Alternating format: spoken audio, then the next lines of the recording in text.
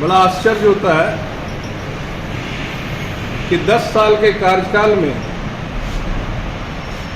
2 बार शिलान्यास किया गया, 2 बार शिलान्यास किया गया, लेकिन एक बार भी सड़कों का सौंदर्यीकरण या फिर नए सड़क का निर्माण का कोई कार्य प्रारंभ नहीं हुआ।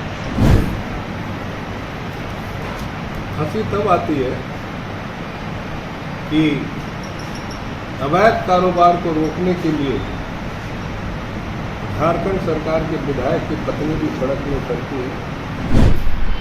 कांची नहर में जो बालू का उठाव होता है, इसको लेकर के शासन, प्रशासन, सरकार और स्थानीय प्रतिनिधियों के बीच हमेशा से कुछ न कुछ झड़पें होती है।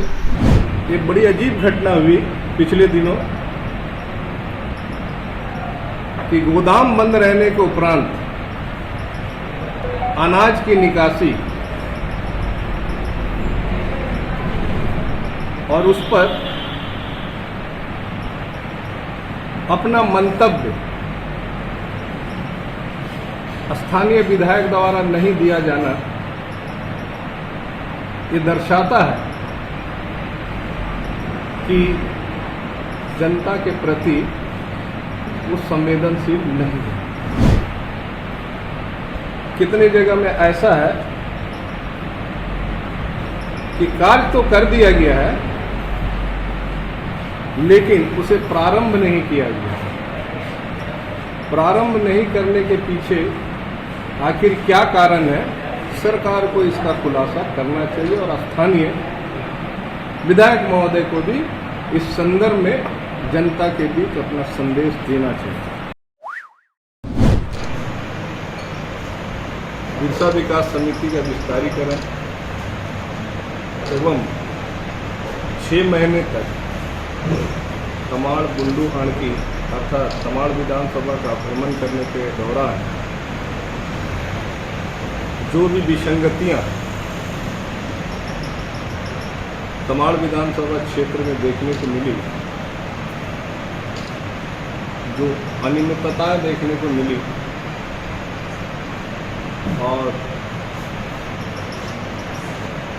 जन सुविधाओं से वंचित जो लोग हैं, जो आवाम है, जो जनता है, उनकी आवाज़ों को आपके माध्यम से सरकार तक भेजने के लिए इस प्रेस कॉन्फ्रेंस का आयोजन किया गया।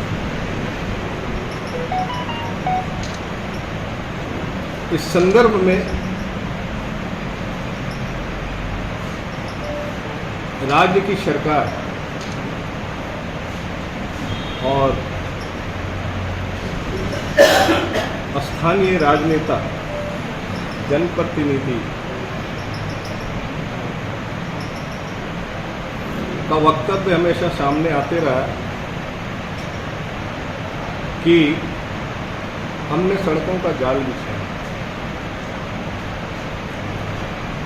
पिछले दिनों एक वीडियो क्लिप हमारे हाथ से आया, तो वीडियो क्लिप इस बात का गवाह है कि तमाड़ प्रखंड में जो लाइफलाइन कहा जाता है, कांची सिंचाई परियोजना के अगल बगल जो सड़कें हैं,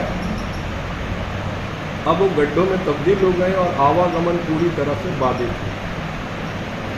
और आश्चर्य करने वाली बात यह है कि जब उनका इंटरव्यू लिया गया, उनसे जब जानकारी ली गई, तो युवा वर्ग यहाँ तक कहने लगे कि हमारी शादी नहीं हो पा रही है क्योंकि आवागमन की व्यवस्था ठीक है।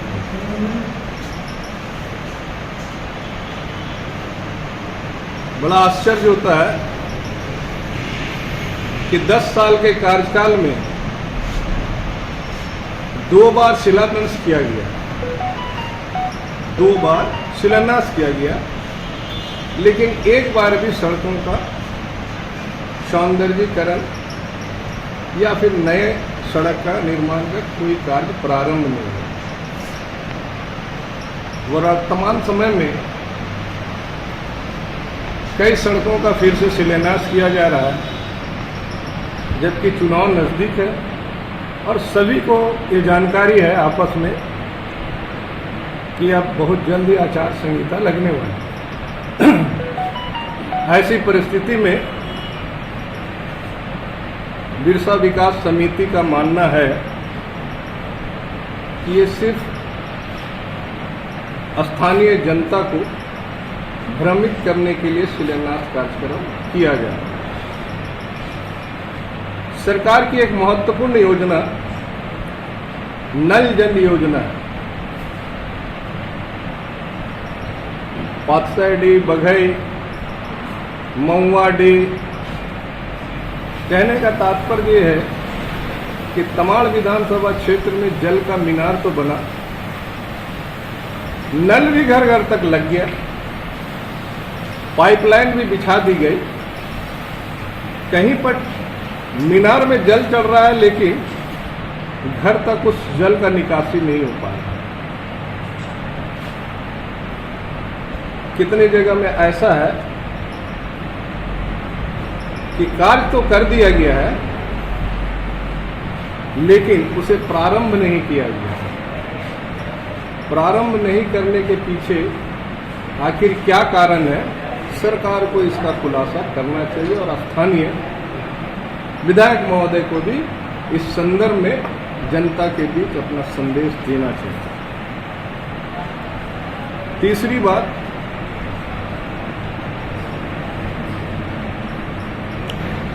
ये बड़ी अजीब घटना हुई पिछले दिनों कि गोदाम बंद रहने के उपरांत अनाज की निकासी और उस पर अपना मंतव्य स्थानीय विधायक द्वारा नहीं दिया जाना, ये दर्शाता है कि जनता के प्रति वो संवेदनशील नहीं है। इसके बाद मैं ये बताना चाहूँगा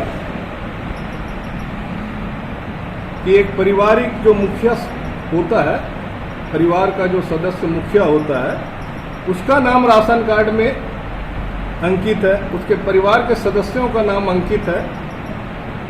किसी कारणवश परिवार का मुखिया अपने परिवार को छोड़कर चला जाता है या स्वर्गवास हो जाता है। ऐसी परिस्थिति में पारिवारिक सदस्यों को राशन की आपूर्ति नहीं हो पा रही। मुझे लगता है कि जो भी जन वितरण प्रणालियां हैं उस पर सरकार का और सदन के सदस्यों का प्रभाव नहीं होने के कारण जन वितरण प्रणाली में विसंगतियां उत्पन्न होती हैं।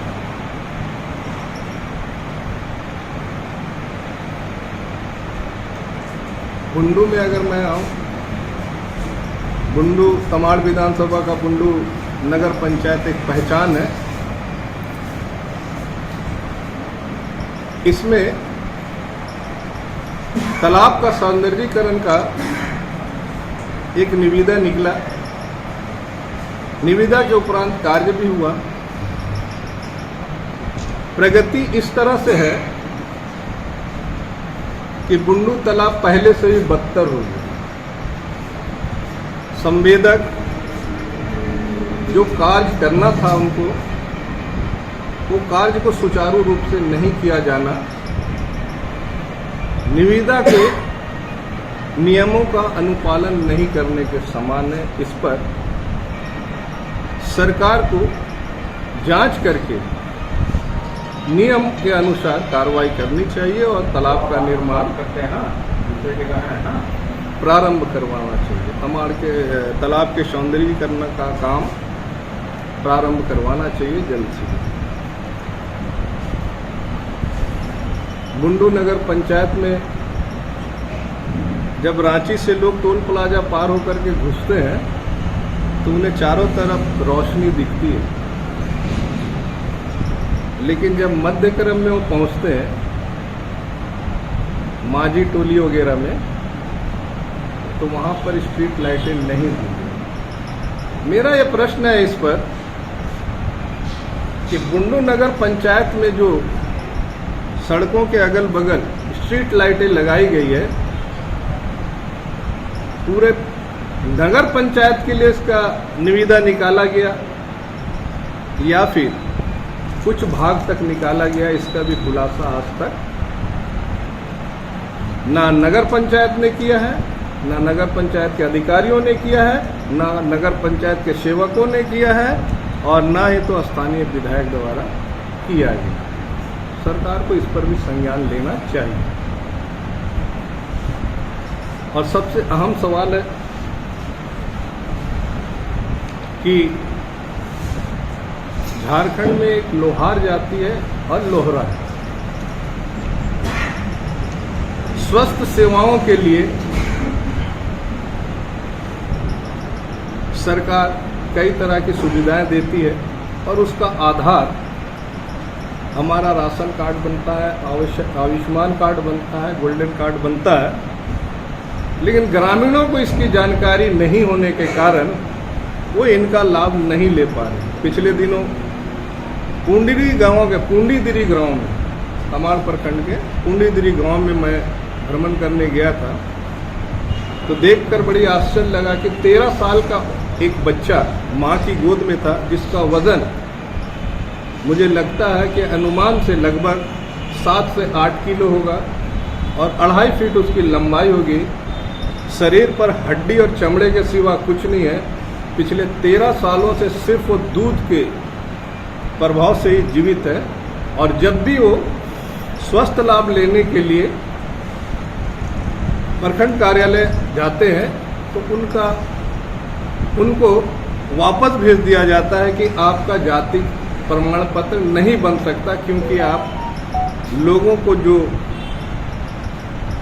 अनुसूचित जनजाति में शामिल किया गया है या नहीं किया गया, इसका गजट में उल्लेख नहीं है। मेरा कहना यहाँ ये है कि विकलांग लोगों को या अस्वस्थ लोगों को स्वास्थ्य सेवाएं लेने के लिए जाति के आधार पर लाभ नहीं मिलता है।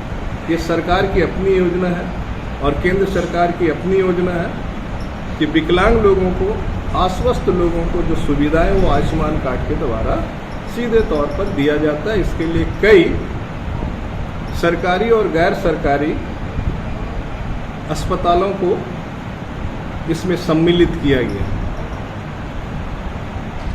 कुछ लोग ऐसे भी मिले जिनका 100% विकलांग होने के बावजूद भी आज तक उन्हें विकलांग पेंशन नहीं दिया जा रहा है, और जल्द ही उनकी पूरी सूची कलेक्ट करके सरकार को हम देने का प्रयास करेंगे। बिरसा विकास समिति उसका देगी ताकि उन लोगों को विकलांग पेंशन निर्धारित किया जाए। और सरकार से मेरा एक निवेदन है कि कुछ ऐसे भी व्यक्ति हैं जो विकलांग तो हैं लेकिन अकेले हैं, कुछ की माताएं हैं, कुछ के पिता हैं, वो सदर अस्पताल जाकर के अपना विकलांगता का सर्टिफिकेट लेने में अक्षम है, क्योंकि आर्थिक रूप से वो संपन्न नहीं। ऐसी परिस्थिति में सरकार से बिरसा विकास समिति ये मांग करती है कि समय समय पर विकलांगता सर्टिफिकेट निर्गत करने के लिए बुंडू, तमाड़ और आड़की में इसका शिविर लगाया जाना सुनिश्चित किया जाए। अंत में एक बात और कहूँगा, असुविधाएं बहुत सारी है, लेकिन यहाँ एकमात्र उद्योग है जिसे हम बालू का उद्योग कहते हैं, और ये बालू का यहाँ से जो उठाव होता है, इस बालू से, कांची नदी के बालू से ही रांची जैसा राजधानी सजा, और राज्य के और कितने जिलाएं इससे सुशोभित हो रहे। लेकिन कांची नहर में जो बालू का उठाव होता है, इसको लेकर के शासन, प्रशासन, सरकार और स्थानीय प्रतिनिधियों के बीच हमेशा से कुछ ना कुछ झड़पें होती है।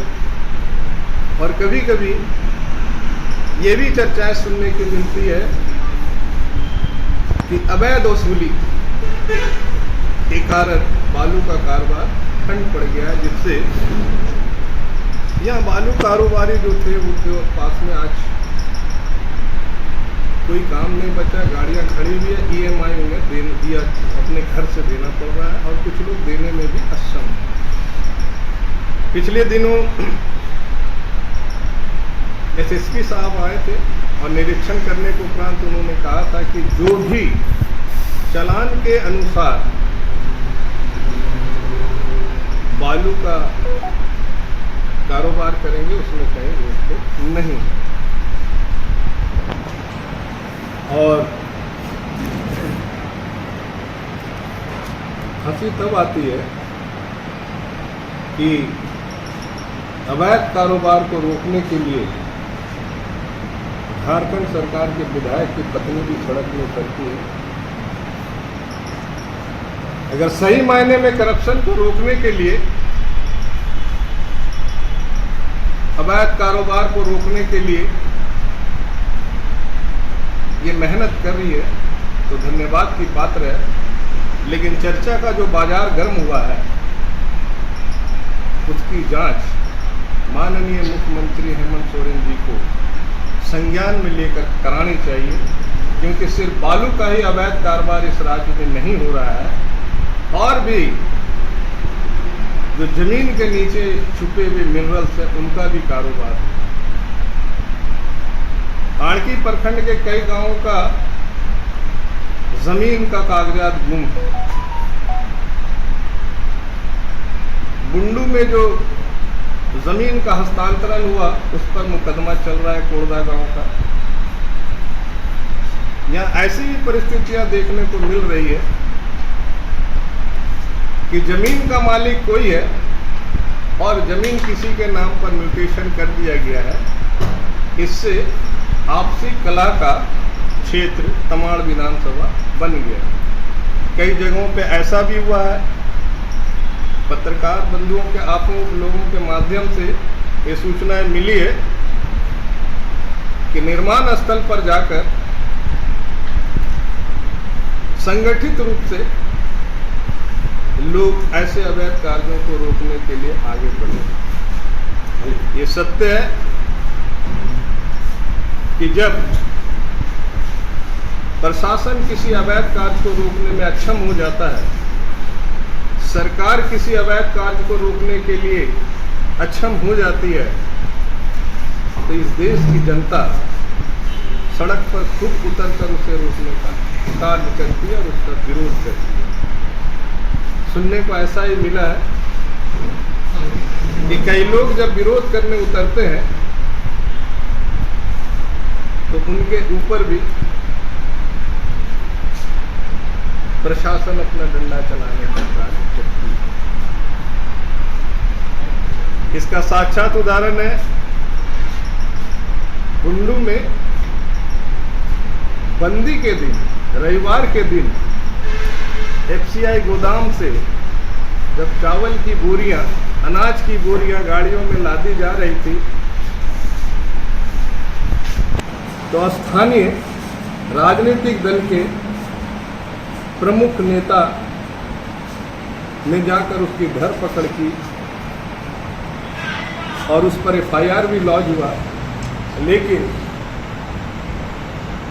हमारे जो BSO पदाधिकारी, उन्होंने भी काउंटर केस फाइल करने का कोशिश किया है कि हमसे इस तरह की बातें की गई। मेरा कहना यह है इस पर कि जब एक व्यक्ति उस अवैध कार्य को, उस गलत कार्य को रोकने के लिए आगे बढ़ा, तो मीडिया बंधु भी उस जगह पर मौजूद थे। जब मीडिया बंधु उस जगह पर मौजूद थे तो अवैध रूप से पैसे का मांग कोई किसी से कैसे कर सकता। मैं ये कहना चाहूँगा कि सरकार सारी बातों को संज्ञान में ले और जो सही कार्य है, जो सत्य है, जिस सत्य के बुनियाद पर आज हमारा आर्यावर्त, हमारा भारत टिका हुआ है, उसको आत्मसात कर तमाड़ की जनता को सारी सुविधाएं उपलब्ध कराने का प्रयास करें।